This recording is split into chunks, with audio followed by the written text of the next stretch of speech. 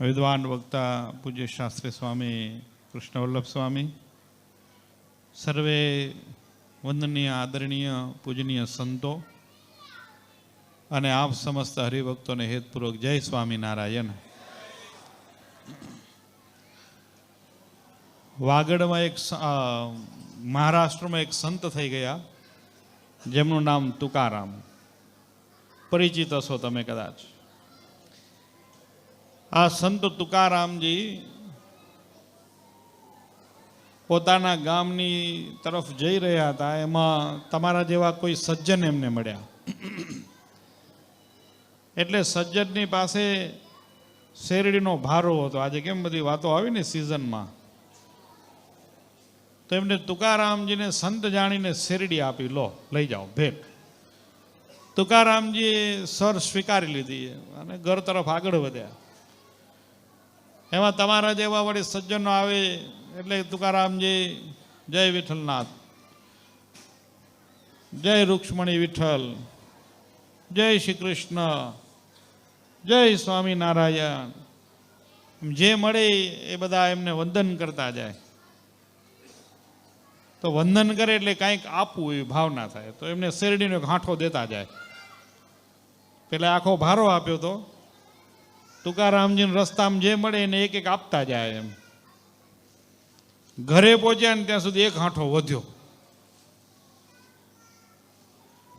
ઘરે પહોંચ્યા ત્યાં સુધી શેરડીનો એક સાંઠો વધ્યો.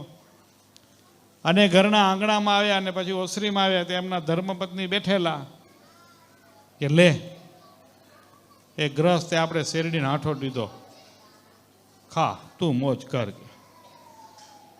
ધર્મપત્ની ગરમ થઈ ગયા. એને તો ખબર જ હોય ને કે કોઈ એક આંઠો ના દે, ક્યાંક દીધો હશે, પણ આ દી આવ્યા બધે. એમ હાવ ઘરે એક જ પહોંચાડ્યો, બાકી બધું દાનવીના દીકરા દાનમાં કરી આવ્યા લાગે.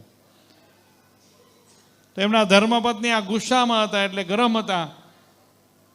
અને એ શેરડીનો હાંઠો જે તુકારામજી એમને આપ્યો એને વળતો પ્રહાર કર્યો. આવા એક જ હાંઠા ખણીને હાલ્યા આવો ને આખા ગામમાં ઉદારના થઈને દેતા આવો નો, તે બધું ઘણું બધું સંભળાયું. તમે સાંભળતા હો એટલે તમને ખબર હોય, પછી બધું મને સંભળાવતા ના આવડે. તેમ કહીને ફટકો લગાવ્યો ને તે શેરડીના હાંઠાના 2 કટકા થઈ ગયા. તુકારામજી કે જો મને ખબર જ હતી તું એકલી જ ખાઈશ નહીં, આટલું તે મને દીધો. આ પ્રસન્ન ચિત્ત છે, આને કોઈ દુઃખી ન કરી શકે. આવું પ્રસન્ન રહેવું હોય તો એનું રહસ્ય શું છે?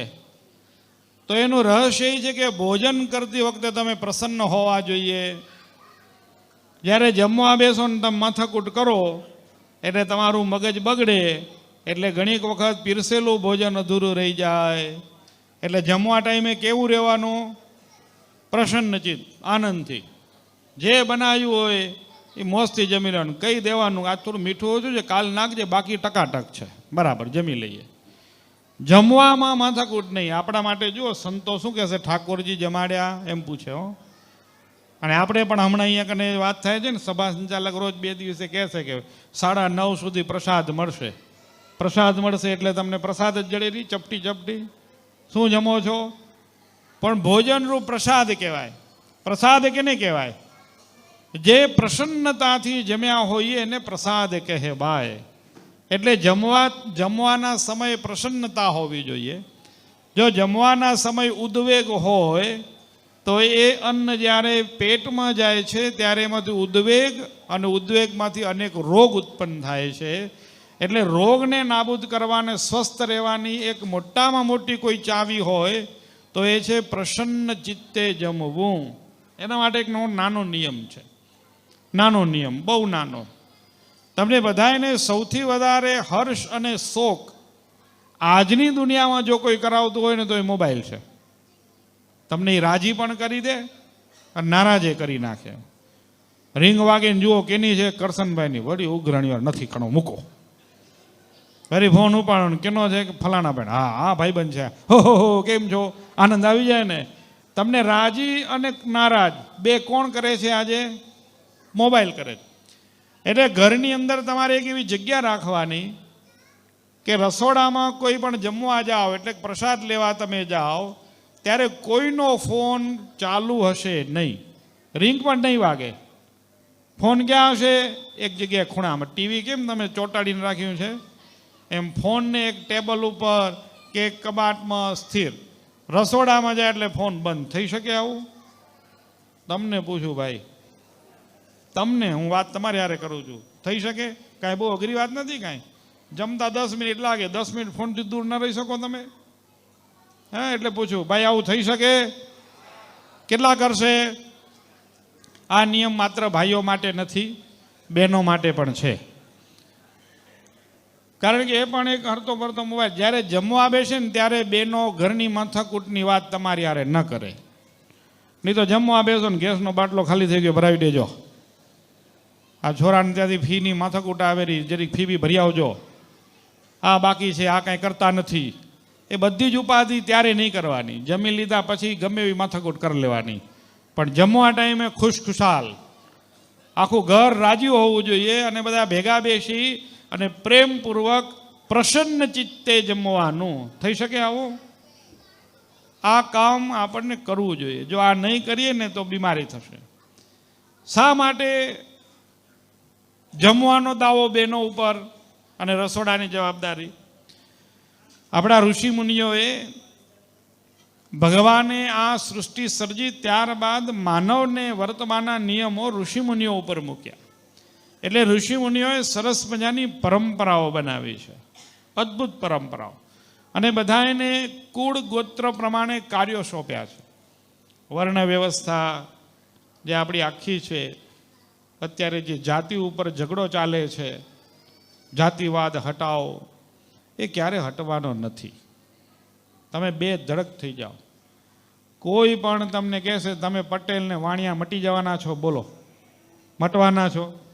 જાતિ તો રહેવાની છે, એ આદિ અનાદિ છે. જે લોકો ભાષણ કરે ને એ જ પાછા વસ્તી ગણતરી જાતિ પ્રમાણે કરે કે ન કરે? અને જે ભાષણ કરે ને ટિકિટ વેચે તો જોવું એમ પોતાની જ્ઞાતિવાળાને. જ્ઞાતિ સમીકરણ કામ કરે જ નથી કરતું એમાં. તમને પૂછું ભાઈ, કરે કે ન કરે? એમ કરે છે ને. અને પાછા માઇક ઉપર કહેશે કોઈ જ્ઞાતિ નહીં, માત્ર એક, હમ સબ હિન્દુ. એ વાત સાચી છે, હોવી જ જોઈએ. આપણે બધા હિન્દુ છીએ, જ્ઞાતિમાં બટાયેલા નથી. પણ જ્ઞાતિ વ્યવસ્થા છે, આ કોઈને ભૂલવું ન જોઈએ. જ્યાં સુધી જ્ઞાતિ જળ વ્યવસ્થા, અત્યારે આપણે શું છે કે જળવાદમાં આવી ગયા છીએ. આપણને કોઈને બહુ જ્ઞાન રહ્યું નથી. જોકે વિષયાંતર થાય છે, પણ વાત વચ્ચે આવી એટલે કરી દઉં. આપણે કોઈનું અનુકરણ કરી લાગ્યું કે ફલાણી જગ્યાએ બધા એક જ છે, ત્યાં 18 છે. આ સિયાસુનીના ઝઘડા કાંઈ હિન્દુના નથી, કાંઈ એ એના છે, આપણા નથી. વર્ષોથી દરેક જગ્યાએ વ્યવસ્થા છે. આ વ્યવસ્થા કોઈ ઊંચ કે નીચ નથી. કોઈ એમ માને કે આ બહુ ઊંચા ને ઓલા બહુ નીચા, એ આપણું ભ્રમ છે. બ્રાહ્મણ, ક્ષત્રિય, વૈશ્ય, આ એક વર્ણ વ્યવસ્થા છે. અને આ વર્ણ વ્યવસ્થામાં કોઈ નિમ્ન છે ને કોઈ ઉચ્ચ છે, આવો કોઈ ભાવ નથી. બધાએ સમાંતર છે. બધાએ પોતપોતાનું કાર્ય શ્રેષ્ઠતમપણે કરે છે. હું એક જ વાત કરું, કંપનીની અંદર ડ્રાઈવરનું જે કામ છે એ પણ એટલું જ અગત્યનું છે, અને મેનેજરનું કામ છે એ પણ એટલું જ અગત્યનું છે. તમારો ડ્રાઈવર તમારે ગાડી ઠોકી દે ને તમને ઉડાડી દે તો તમે ક્યાંના? છે કે નહીં અગત્યનો? અને કંપનીનો મેનેજર પણ એટલો જ અગત્યનો છે. તમારી કંપનીમાં કોઈ ઝાડુ એટલે કે સફાઈ કરે છે એ માણસ પણ એટલો જ અગત્યનો છે. અને કોઈ તમારા માટે કલેક્શન કરીને લઈ આવે છે ને એ પણ એટલો જ અગત્યનો છે. તો એક સમાજની અંદર આ એક વર્ણ વ્યવસ્થા છે, જાતિ વ્યવસ્થા છે, એ બધી વ્યવસ્થાઓ છે. એ વ્યવસ્થાઓ જ્યારે અનબેલેન્સ થાય છે ને ત્યારે માથાકૂટ થાય છે. બાકી આને કોઈ તોડી શકવાનું નથી. અને આ ઋષિમુનિઓએ આપી છે. એ ઋષિમુનિઓએ વિચાર્યું, એને બધાએ સૃષ્ટિ ઉપર કામના ભાગ કર્યા, મહત્તમ 2 ભાગ, એક ઘરની અંદરનું, એક ઘરની બહારનું. કોણ કામ ઘરની અંદરનું કરે ને કોણ કામ ઘરની બહારનું કરે? તો હમણાં વાતાવરણ થોડું શાંત છે એટલે બહુ સ્પષ્ટ કહી દઉં, અતિ જવાબદારીવાળું કામ જો કોઈ હોય ને તો એ ઘરની અંદરનું છે. અને એનાથી ઓછી જવાબદારીવાળું કોઈ કામ હોય ને તો એ ઘરની બહારનું છે. ઋષિ મુનિઓએ તારણ કાઢીને વિચાર કર્યો કે અતિ મહત્વનું, ચોકસાઈપૂર્વકનું એ લે પછી ક્યારેય ન છોડે અને લીધા પછી અધૂરું મૂકે જ નહીં, એવો સ્વભાવ કેનો? બહુ ચિંતન કરજો, તમે વિચાર કરજો. તમે જોજો આજે સમાજમાં દેખાશે, એક વખત હાથમાં લે પછી એને પૂરું જ કરે, અધૂરું ન છોડે. લીધા પછી આજીવન એને નિભાવે ને પાડે. અતિ ચોકસાઈ અને ઝીણવટપૂર્વક કામ કરવાની કુને એ બહેનોમાં છે, ભાઈઓમાં નથી. અતિ કુનેપૂર્વક કામ કરવાની ચોકસાઈ બહેનોમાં છે. એટલે ઋષિમુનિઓએ બહેનોને ઘરની અંદરનું કામ સોંપ્યું અને આપણને બધાને ઘરની બહારનું કામ સોંપ્યું. રસોઈ એ કોઈ સામાન્ય બાબત નથી, હાલતી ચાલતી પ્રયોગશાળા છે. આજે આપણે આ બધા વઘાર જોયા, બધા સ્પાઇસીસ ગરમ હોય, બધાય ગરમ, તમને જેટલા નામ આવડતા વિચારજો. આ ગરમ સ્પાઇસીસને પણ બેલેન્સ કરી અને શરીરને તંદુરસ્ત આપવી એ બહેનોનું વિજ્ઞાન છે, પ્રયોગશાળા છે. બહેનો ક્યારેક પોતાનું મૂલ્ય ભૂલી ગયા હોય અને રસોડું શું છે વિજ્ઞાન એમના ધ્યાનમાં નથી આવ્યું, એટલે બધું ડાયરેક્ટ રેડીમેડ આવી ગયું અને માઇક્રોવેવમાં નાખીને ગરમ કરીને ખાઈ લો, એ જમાનો હવે આવ્યો. શા માટે? એમની ફરજ ચાતર્યા ત્યારે. તો ઋષિમુનિઓએ ઘરનું અંદરનું અતિ મહત્વનું જે કાર્ય હતું એ બહેનોને સોંપ્યું. એટલે ઋતુ પ્રમાણે વિરોધ અને સમ આહાર જાણીને, કઠોળ તેમજ લીલા શાકભાજીના મહત્વને સમજીને આહારનું બેલેન્સ કરવાનું આ બહેનોની જવાબદારીમાં હતું. જે તમે 4 પેઢી પહેલાં તમે જોશો, 2 પેઢી પહેલાં જોશો ને તો બધું બહુ સ્પષ્ટ દેખાશે. આપણે બહેનોને ઘણીક વખત અભણ સમજ્યા, પણ એ બહેનોને પૂરેપૂરી ખબર હતી કે ઘરનો માહોલ બદલે ત્યારે કયું ખવડાવાય, એમ વિરોધ આહાર કયો છે, ક્યારે શું લેવાય. પણ ભણતર પોતાને કહેતા ગયા ને ત્યારે આ અજ્ઞાન આપણામાં આવ્યું. સર્ટિફાઈડ આપણે જ્ઞાની થયા, સર્ટિફિકેટ મળ્યું, પણ સ્કિલ જતું રહ્યું હાથમાંથી. કેમ હમણાં આજે શાક બનાવતો હતો કોઈને, હમણાં ક્યાંક ભાઈઓ રસોઈ બનાવે, આપણે પૂછી રોટલી બનાવી લે, પણ ભારત પાકિસ્તાનના નકશા કે ક્યાં ગોલ રોટલી બનાવી, ક્યાં નકશો કરવો અઘરો છે ને એમ તો. એટલે આ બધી વસ્તુ, આ બાબત અતિ કુન અને ચેવટવાળું કામ અને આજીવન કરી શકે એવું સામર્થ્યવાળું કામ ઋષિમુનિઓએ બહેનોને આપ્યું અને ભાઈઓને બહારથી કમાઈને લઈ આવવાનું આપ્યું. તો બંનેનું કામ સમ છે. કોઈ એવું ન માને કે એકનું કામ લઘુ છે ને એકનું કામ મહત્ છે. બંનેનું કામ એટલું ને એટલું સમ છે. પણ બહેનો માટે જ્યારે આ પરિસ્થિતિ આપી છે ત્યારે ઘરના વાતાવરણને સુખમય રાખવું અને પ્રસન્ન રાખવું, તો જેથી કરીને ઘરના સભ્યનું પણ સ્વાસ્થ્ય સારું રહે, આ બહેનોની જવાબદારી છે. એટલું જ નથી, આપણી પણ છે. એટલે ગ્રહસ્થો માટે જે પુરુષો એનું કામ શું, તો ઓફિસની વાત ઘરે નહીં લઈ આવવાની, જેથી કરીને ઘર શાંત રહે. અને બહેનોનું કામ શું, તો ઓફિસેથી આવે તો ઘરની બધી લમણાતોડ એક ભેગી ન નાખવી, શાંતિથી નાખવી. હા, એનો ઉદ્વેગ તમારી અમે ન કરે તો ક્યાં કે, પણ ટાઈમ જોઈને કે કયો ટાઈમ યોગ્ય છે. તો જમતી વખતે બધાને પ્રસન્ન રહેવાનું, હસતા રહેવાનું, આનંદમાં રહેવાનું અને ભોજનનો ગુણ જોવાનો, દોષ નહીં.